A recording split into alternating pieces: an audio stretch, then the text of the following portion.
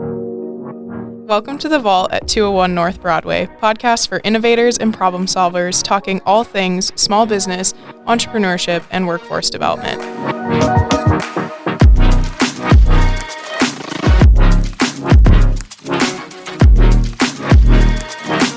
Today we have one of our own city celebrities. He specializes in humor, sells real estate, has been on the Food Network, TNT, Showtime, and Hulu, and you may have had his family's famous egg rolls. Welcome, Lukas Seely.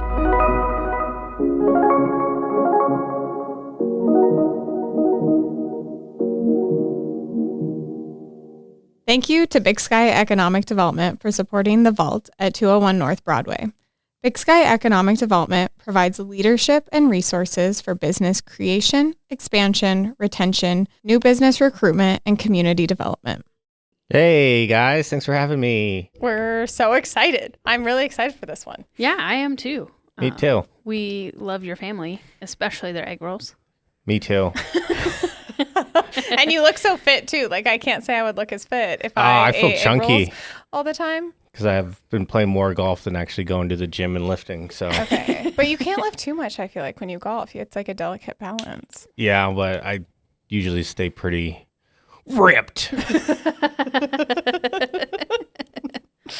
you're the egg roll machine. Yeah, all those egg rolls, I'm in there and it's hot, but I'm just like, oh, they're delicious. And I keep serving them. And then if I have a 5-minute spot where there's no one there, I just eat 6 of them. Right. Like one for you, a few for me kind of. I mean, I would be doing that. That's how I was when I would make pastries. I would be like, oh, here's a cookie for you and a cookie for me and a cookie for you. And you have to try it. I mean, Yeah, absolutely. If you don't eat what you're serving, then what's the point of serving it, right? Exactly. Exactly. Completely agree. So I just want to get us jumped right in. Did you grow up in Billings? Yeah, I was born and raised in Billings. I went to Broadway Elementary, then Lewis and Clark, then Billings Senior, and then Rocky Mountain College. Oh, go Bears. That's fun. Marcel I graduated is from Rocky also- too. Oh, Yeah. you're a battling bear? I am. Yeah. Yeah. Not a battling bear, it's a batlin. Yeah. Batlin Bear. There's no G. and Were there's, you like, a just as weird- excited about the Meadowlark Rocky collab they just did? I didn't know about that. Oh. Yeah, it was really cool. I just feel like Billings has never done that with Rocky before. Like you have a college, but like no one ever has done it. But they did like a can wrap. There's like a new Batlin Bear. Oh, Beer line. really? It's a Batlin Bear. Yep. I'm not a beer drinker, but I am now. I'm not either, but I was like, I'll take a can. So that's cool. What'd you go to school at Rocky for? Business. Oh, me too. Yeah. Me too. Had James. Yeah. Did you have James? Yeah. Love James. Love James. We went to, I know in high school it's called DECA. What is it called in college? The competition business thing? Enactus.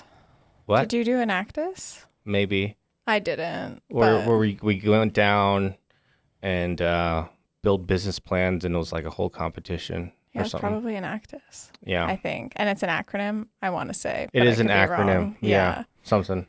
We love our acronyms here. Yeah, acronyms Yeah. are the best. So what was it like growing up in Billings? Like, did your family have the food truck then? Like, tell us that. Like, what was it No, like?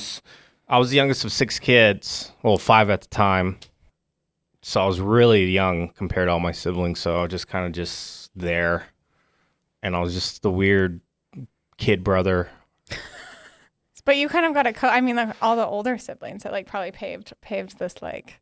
Kind of, but they Kind were of. just like, I was just like, can I hang out? And they were just like, No. oh. And so I would play by myself a lot. And I think that's where I got my creativity from and my imagination was, one, we didn't have a lot of money when we were growing up. So I made toys out of things, Oh, that's really cool. like Yeah. I would, What Take- was the favorite toy you made? I don't know, man. I just made toys. So one thing I remember is I had a semi-truck Hot Wheels thing. Mm-hmm. And I remember I had a Ferrari and a Lamborghini, and I needed a trailer, and I didn't have a trailer, so I took cassette tapes and I attached it to the semi truck, and then I put the cars in it, and I ran. That's You made your own trailer. I made my own I trailer. love it. Your imagination was there. Yeah. So I've always just had a weird imagination, just because I spent a lot of time by myself. Yeah.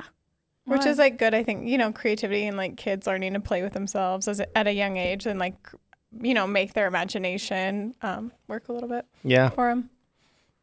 I didn't have an imaginary friend though, just No. girlfriend. Just, Just a girlfriend. just an imaginary girlfriend. Yeah, never had an imaginary friend when I was younger, but in my 30s, I had an imaginary girlfriend. I love him. That's okay. Choose your plus one. Yeah. What are you talking about? She's right here.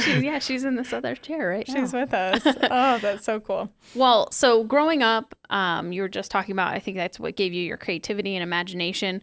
But I think a lot of people around town know that you do comedy. Where was that? How'd you get into comedy? Where did you have a person that just like really triggered the humor in you, or? No, it was when you're the youngest and no one pays attention to you, you find ways to get attention, and that's being funny. And so when I was at school, I would just find ways to make people laugh.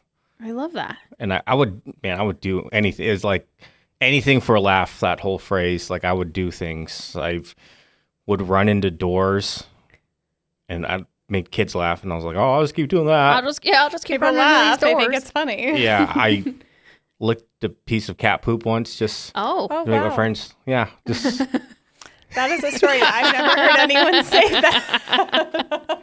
you're our first. what? You guys never did that? You guys are weird. You know, I will admit though, like growing up, because I grew up in a small, like rural town, and did my cousin and I maybe eat cat food out of the like boxcar? 100%. Should we have? Absolutely not. Hey, I ate dog food as a kid. Yeah. You know, me and my brother thought it was cool. I'm one of 6 as well. Sweet. Yeah, so I know your pain. Yeah. I am not. I'm one of 2, so don't know the. Yeah. You pipe down over there. I know. And I'm the oldest, so it's different. Where'd you grow up? I grew up in Ekalaka. Ekalaka. So really small. Yeah. Yeah. Isn't that up north, west? Southeast. Southeast. Yeah. It's like That's the your most Mika. southeast that you can get. Oh, okay. Yeah. But I didn't. Yeah. We just ate cat food. That was all. You're our first cat poop licker on the show. Sweet. I love being the first. I can probably honestly say you're probably the first and the last, or that we'll share it. Oh yeah. See, if they don't share it, there's you gotta be scared of those people Yeah. who hide those secrets. See, I'm being open with you guys. Just open I'm and being honest. Yeah. I'm honest. I'm being transparent. I like cat poop when I was 8 years old, Well, at least you were little. Like you weren't quite 10 yet. So it's like. and maybe 38. I don't know. Who knows? We don't know. We don't Yeah, we don't know what happened. Oh. So growing up, you know, you were the funny kid probably. The school, you probably got in the yearbook for the funniest, you know, or class. Oh, yeah, clown, I did. I whatever. forgot about that. Yeah. Yeah. You know, what are some of those other things that happened that led you to where you are now? And then in high school, I did plays and stuff in school. Mm-hmm.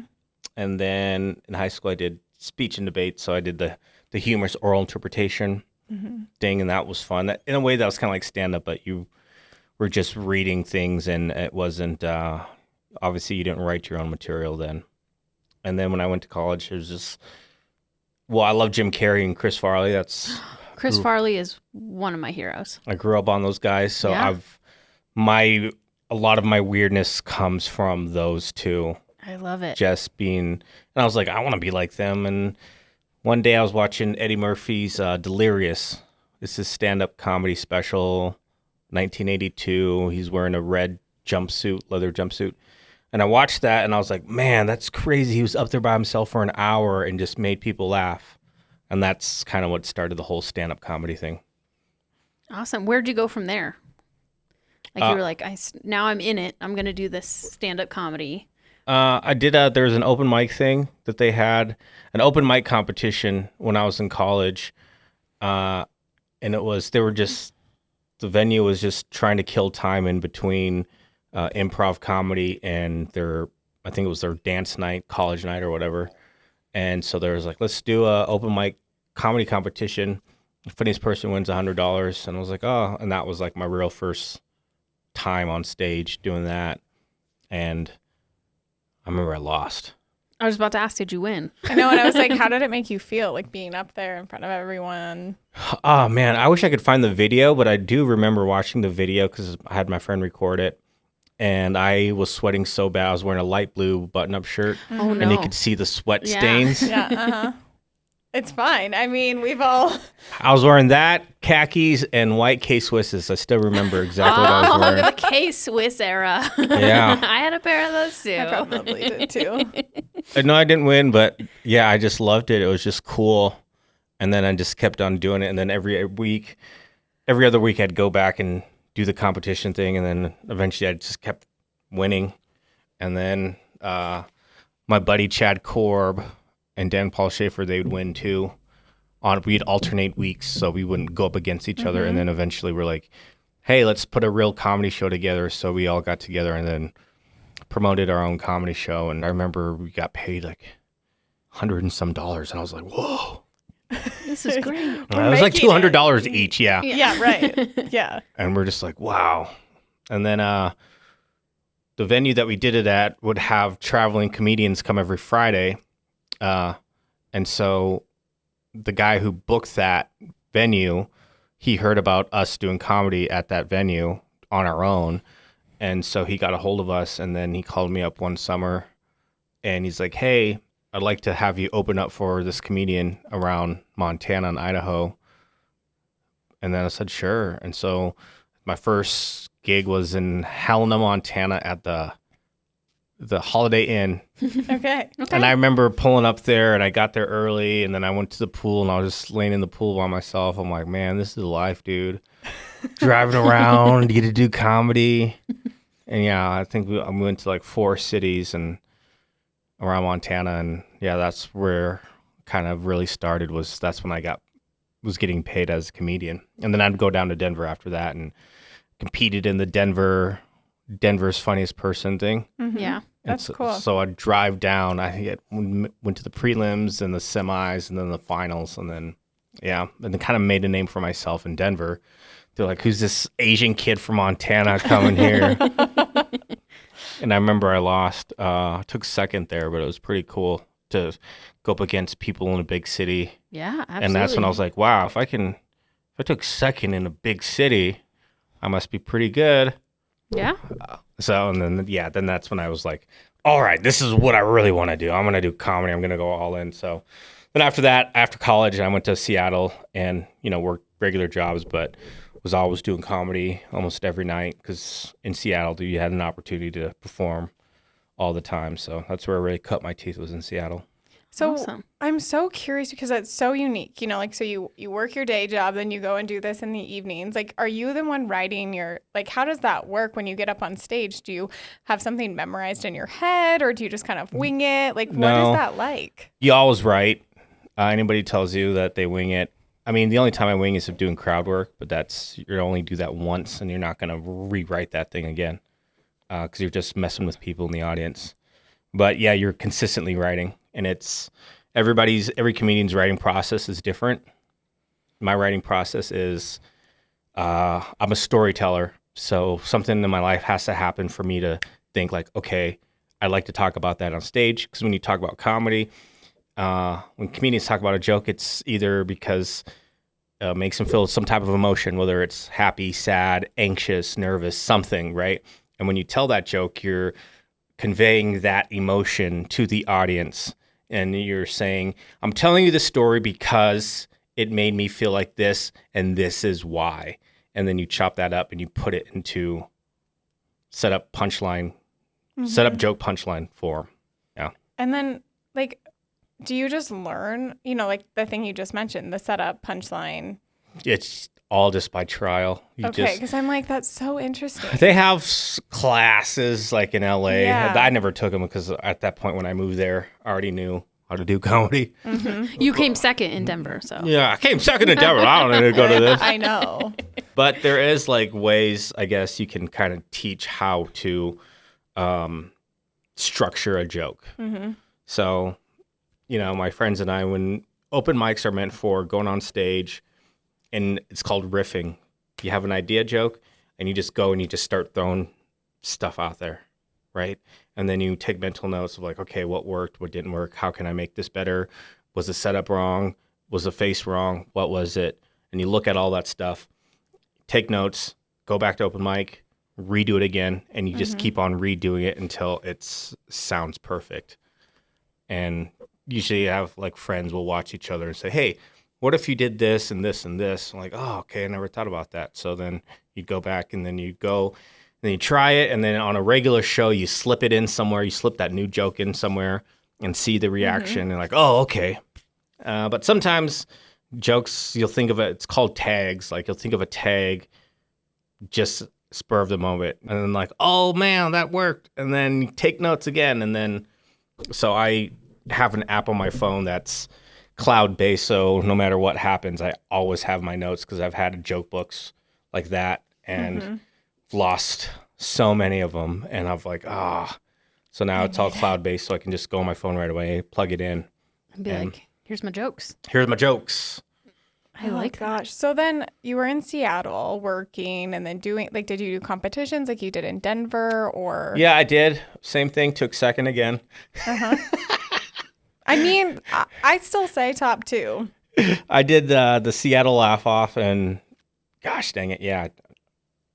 Runner up on that one again. But it was, Seattle was where I cut my teeth and really built that brotherhood of comedy with the comedians that I started with and that I'm still friends with now. And it's cool to see a bunch of us, some more famous than others, but just, just come into that comedy. It's called Giggles Comedy Club. And we'd go there all the time and we'd sit in the lounge and just talk and just rip on each other and make fun of each other. And the owner of that club, I remember the first open mic I did in Seattle, I was just sitting in the corner, signed up, and didn't know anybody. And the owner of the club was making the list for the open mic, and then he goes, then put up that Chinese kid from Montana. Oh. And then I went up there and did a good job, and eventually he... Referred to you by your first name? Yeah. I was like, remembered your name? Chinese boy. From Montana. Yeah. And then he'd invite me to perform on the weekends, and that was like the thing, to get to perform on the weekends. And so then I would just hang out on the weekends, even if I wasn't going on, and sometimes a comedian wouldn't show up, and so he's like, all right, you're on. I'm like, oh, okay. So you were like ready though, Yeah, right? you had to stay ready. Yeah, you're always like ready, thinking. And how many times would you do like a set? Like you have this one scripted out. How many times do you do that one before you change it? You have your jokes, each individual jokes, and you write them down. And then every show you'll just, I'll tell this one, I'll tell this one, I'll tell this one, and then you just write it out and you just go through that set list. So it's not always the same. But you have that Just a little bit memorized. The first and the last one are always usually the same because you always start with your second best joke first and your best joke last. Okay. So And there's so- a method to the madness. So you always have those two. Your opening and your closing, you always know that. And then everything else, you just fill it in. So I have a ton of notes or just a ton of bar napkins with set lists on it. Oh, okay. Because you got to read the audience too. You got to go in there, look around, kind of just get an idea of what you think they It's might gonna like. land, yeah. Yeah, because there's some jokes that are not going to work in Billings, Montana, that will work in Los Angeles and vice versa. So you always got to take mental notes, So Yeah. there's, definitely jokes that I would tell here that I wouldn't tell anywhere else, just because they wouldn't get it. Yep. Do you ever have just as a performer, we've never really had anyone that does any type of performance on So you guys had boring people. Okay, keep going. Yeah. But are you always so honored? Or sometimes I just think of even when I have to briefly public speak, and I'm like, oh, sometimes I feel like I was more on, or I was like, ooh, that was not great, but we got through it. Do you have that, or is it just you're always no, I just I just am on? No, there's been times where I'm just not feeling it. I'm just phoning it in. The words are coming out, but my brain is somewhere else. Yeah. But for the most part, it's oh, something's going on in my life. Then you go on stage and boom, you don't think about it for whatever time you're on stage, and then you go back. You're like, oh, my life sucks again, or whatever. What kind of prep do you? It's fine. We'll worry about it later. What kind of prep? I'm just so curious about this whole process. What kind of prep are you doing with your are you really calm? Do and you like throw up before you go on stage? Yeah. No, I always have to brush my teeth before I go on stage. I can't eat anything before I go on stage. Okay. I don't like talking to anybody. I don't like talking to anybody really in general. Okay, that's really interesting. Thanks for coming Back on to our today. youth if we liked just like hanging out a lot. I'm Yeah, actually more of an introvert than people think.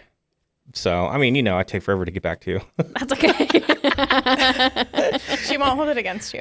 Like people are like, oh, Lucas is a jerk. I'm just like, no, actually, for the most part, I'm more quiet than I am talkative, unless I'm talking to somebody that I know or whatever. But for the most part, I don't like talking.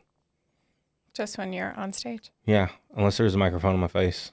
Okay, like today. Like today. I'm glad we had a microphone for your face. Yeah, Yeah. if there is no microphone in front of my face right now, I'm like, oh, I don't want to talk. Like, no, it's not happening.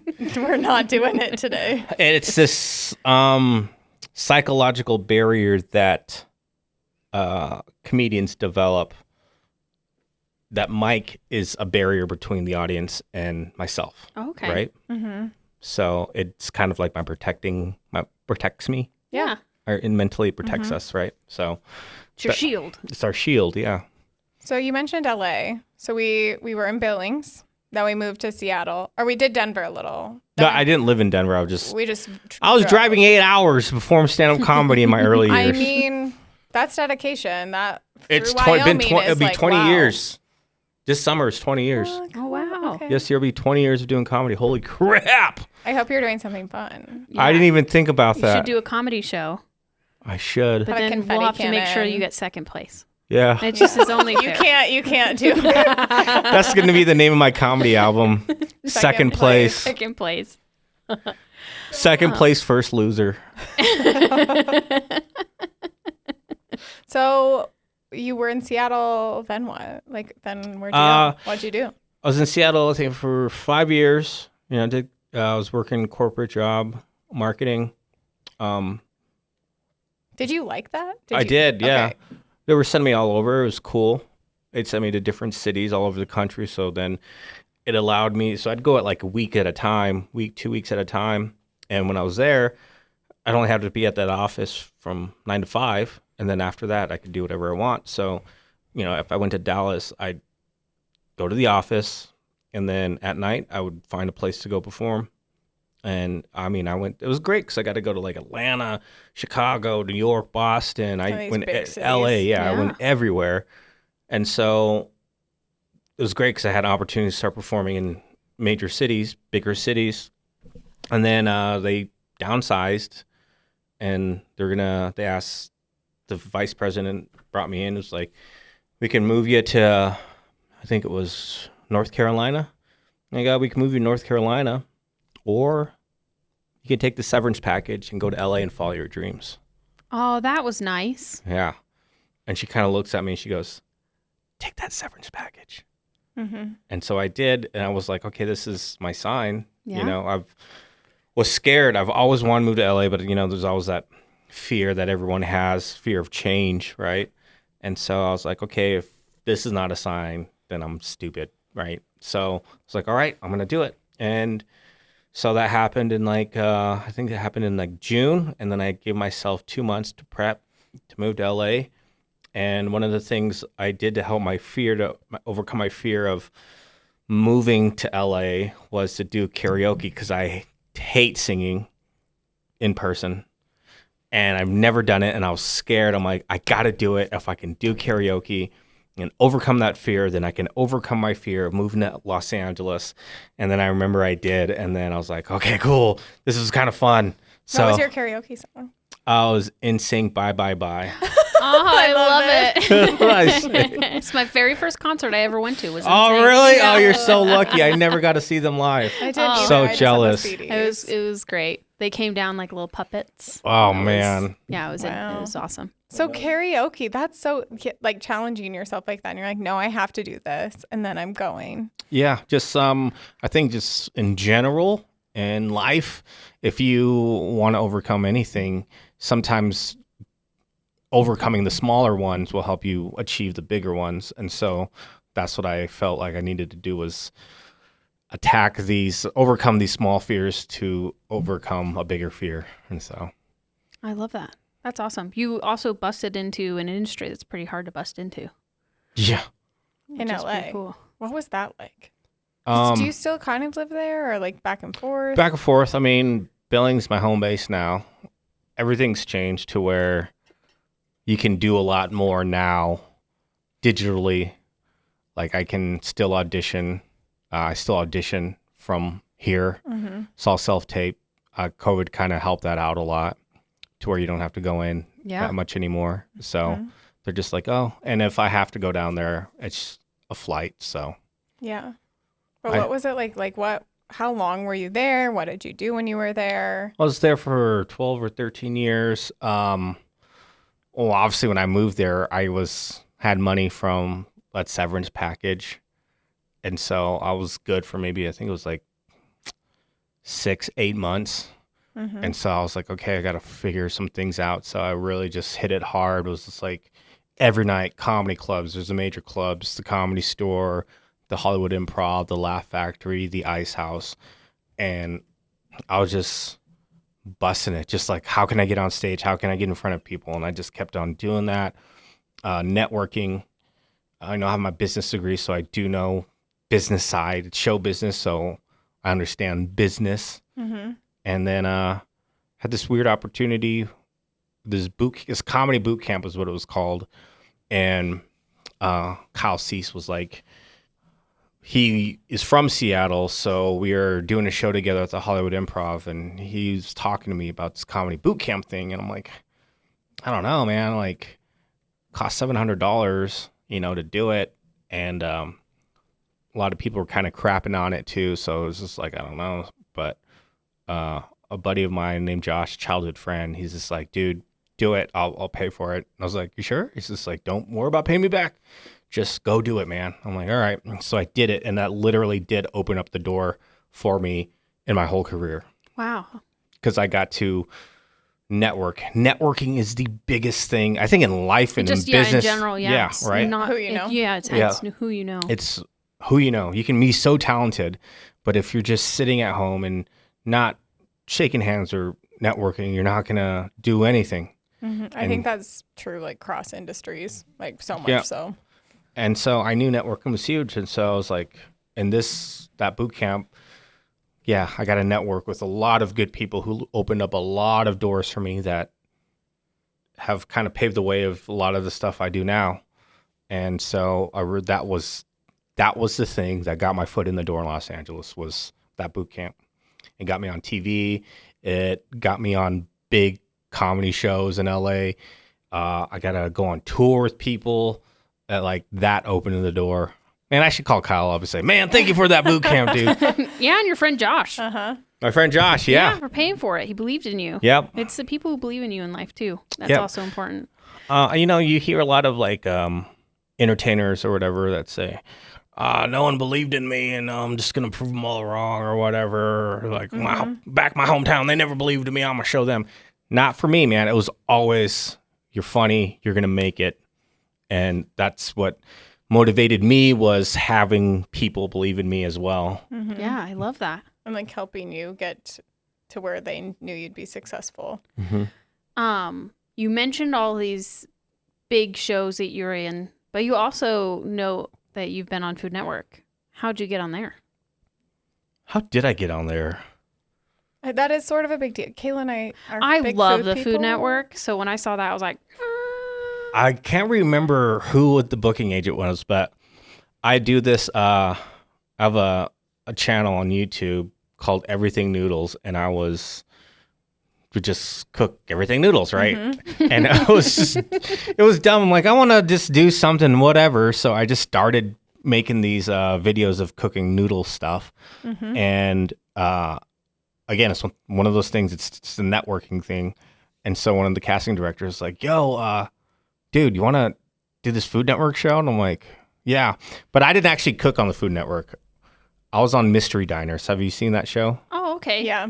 Yeah. Yeah. So me and a friend of mine, Grant, we were on Mystery Diners. It's so cool, though. So we were the ones investigating, when people we go to these restaurants and the owner's like, something's going wrong with my restaurant. I need to figure out what's happening. We're like, we'll take care of it. And we go undercover and we set all these people up, and it was all scripted. Like even the waiter that we busted, or whatever, the cooks.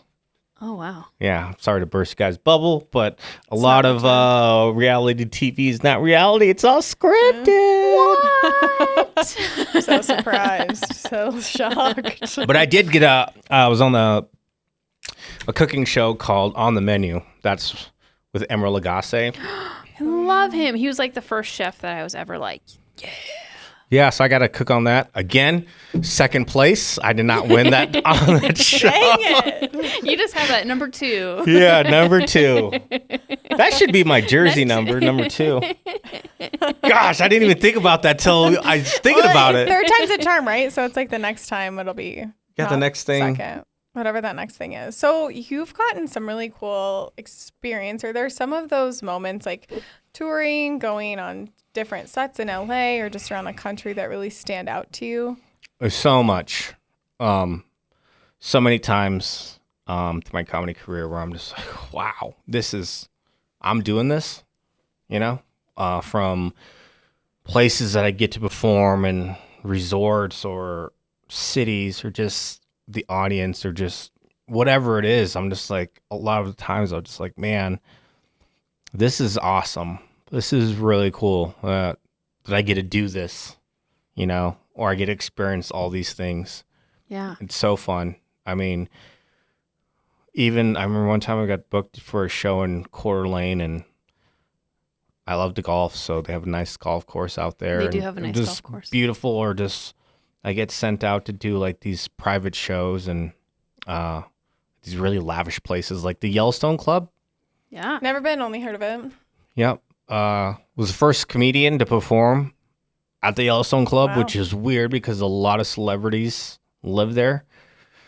And it was crazy, just like going to the Yellowstone Club and getting to do that and having access to all of that and having the opportunity. And Well, and they're there to see you, they're, which is cool. yeah, well, they don't know who I am, which is the funny part. They're just Well, like they know now. all the guests, I mean, performing in front of million and billionaires is weird. I'll be honest. They don't laugh out loud a lot. Oh, Yeah. that would make it hard. That It was very hard. So it's one of those things, again, you're trying to think in your mind, would this be interesting for them to listen to, Yeah. considering what their lives are like now, right? Do they want to hear about being broke? Do they want to hear about having money? I don't know, right? So you have to think about all this stuff. And then, they didn't really laugh out loud, but then after the show, they come up to me like, oh, man, you were so funny. I'm like, oh, why didn't you laugh? Really, I didn't know because you were all just sitting I there. thought I failed here. Yeah, but it was just, I thought I was funny, but yeah, it was crazy. I mean, you have people like Sierra, Yeah. Russell Wilson's wife was there, Vanessa Bryant was there. It was just like things Wow. like that. mm-hmm. And then, having all those opportunities, or being in Miami and having some coked out strip club owner saying, hey, let me take you to my club. I'm like, what? And then it's like going to the club and it's just like getting all these cool things. That's cool. Yeah. That's pretty cool. What unique experiences. That's like, and so what brought you kind of back to Montana from LA? COVID. COVID. Yeah. I was back in LA. I was in March, and the COVID thing was really starting to just, my lease at my apartment was up in April, and I think word was going out that cities were going to start to shut down. Because I remember, It was March, yeah. I remember I flew in, I had a show, I flew back into LA just the start of COVID, and I remember driving through downtown. It was kind of weird. It's just weird. It was kind of like, it felt like a ghost town. Yeah. And then I went to my apartment, and then I went to the store. I was like, man, I should get some food because who knows what's going to happen. I don't know what's going to happen. So I go to this grocery store, and it was like shelves were empty. And I'm like, water was all gone. Oh my God. Yeah, And you're bottles. like, And I was just like, what the heck, dude? And so I bought what I could. And I remember I had like a half a case of bottled water left. and you want to drink the water from the tap in LA. And Good tip. Thank you. and so I spent about 3 days in LA, and then I was just like, you know what, dude, my lease is up. So I just packed up everything, put my stuff in storage at my buddy's house, and then parked my car there. And then I flew back to Billings. So I was like, I'll just hang out in Billings until I can figure whatever is going to happen. Maybe it's going to be 3 months, you know. So I was like, I'll be back in 3 months. And then, no, that didn't happen. Here you are. And then, just stayed. So Ugh. hey, Now I'm doing a podcast in a vault. Yeah, we're in an old monster vault in the Montana National. Built in 1918. I could feel the ghosts in here. Yeah, there's a few, I think. Yeah, I was like, Kayla thinks there are ghosts in here. I do think there's ghosts in here. But so you've moved back. You're working with your family's food truck, but you're also doing some really cool things with some pop-ups and kind of doing an Asian fusion type take on food. Yeah. Tell us about that.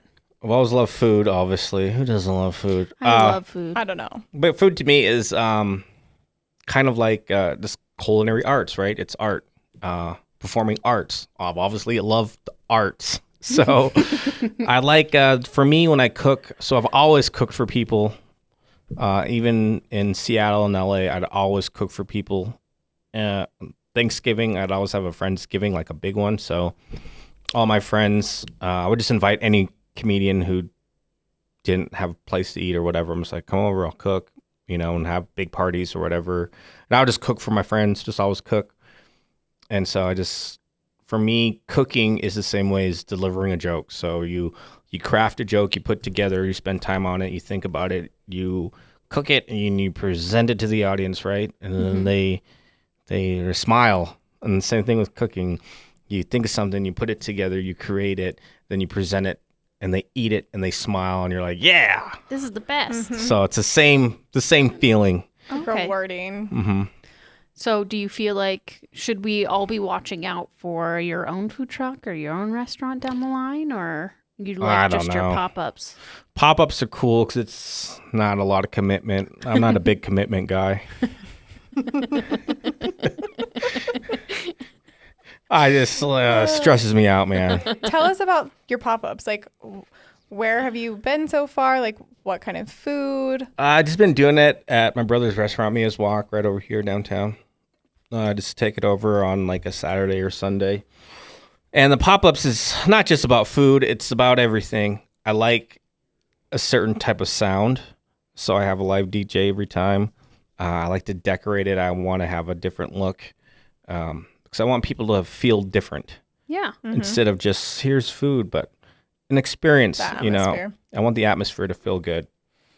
Always, so when I would tour on comedy, I would always have to go and find places to eat in that city. That was just like my thing. I'd go and experience all those foods and just look and just, I love it, right? That's the best part of traveling. That's the best part of traveling. Is eating. You know what I mean? Seeing everything is really cool too. Like, but food definitely is up there. Yeah. Number one. That's a lot now when I go out of town, I map out where I eat.